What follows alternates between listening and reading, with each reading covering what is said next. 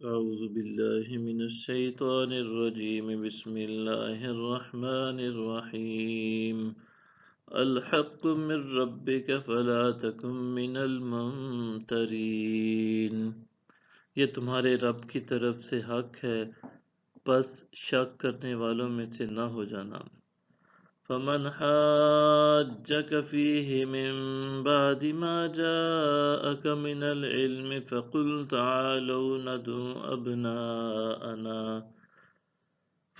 تعالوا ندعو أبناءنا وأبناءكم ونساءنا ونساءكم وأنفسنا وأنفسكم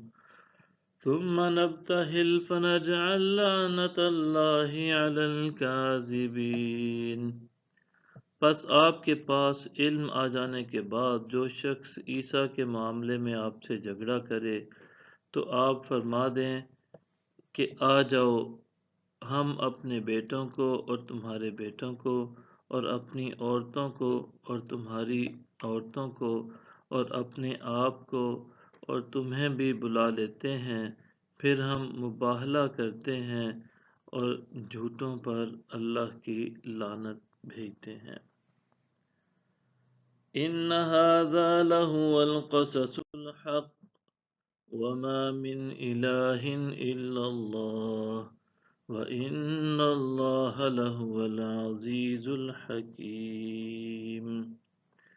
بے شک یہی سچا بیان ہے اور کوئی بھی اللہ کے سوا لائق عبادت نہیں اور بے شک اللہ ہی تو بڑا غالب حکمت والا ہے فَإِن تَوَلَّوْا فَإِنَّ اللَّهَ عَلِيمٌ بِالْمُفْسِدِينَ پھر اگر وہ روگردانی کریں تو یقیناً اللہ فساد کرنے والوں کو خوب جانتا ہے قل یا اہل الکتاب تعالوا الى کلمة سواء بیننا وبینکم أَلَّا نَعْبُدَ إِلَّا اللَّهَ وَلَا نُشْرِكَ بِهِ شَيْئًا وَلَا يَتَّخِذَ بَعْضُنَا بَعْضًا أَرْبَابًا مِّن دُونِ اللَّهِ فَإِن تَوَلَّوْا فَقُولُوا اشْهَدُوا بِأَنَّا مُسْلِمُونَ آپ فرما دیں اے اہل کتاب تم اس بات کی طرف آ جاؤ جو ہمارے اور تمہارے درمیان یکساں ہے کہ ہم اللہ کے سوا کسی کی عبادت نہیں کریں گے اور ہم اس کے ساتھ کسی کو شریک نہیں ٹھہرائیں گے اور ہم میں سے کوئی ایک دوسرے کو اللہ کے سوا رب نہیں بنائے گا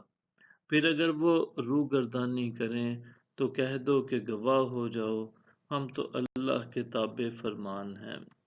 صدق اللہ العظیم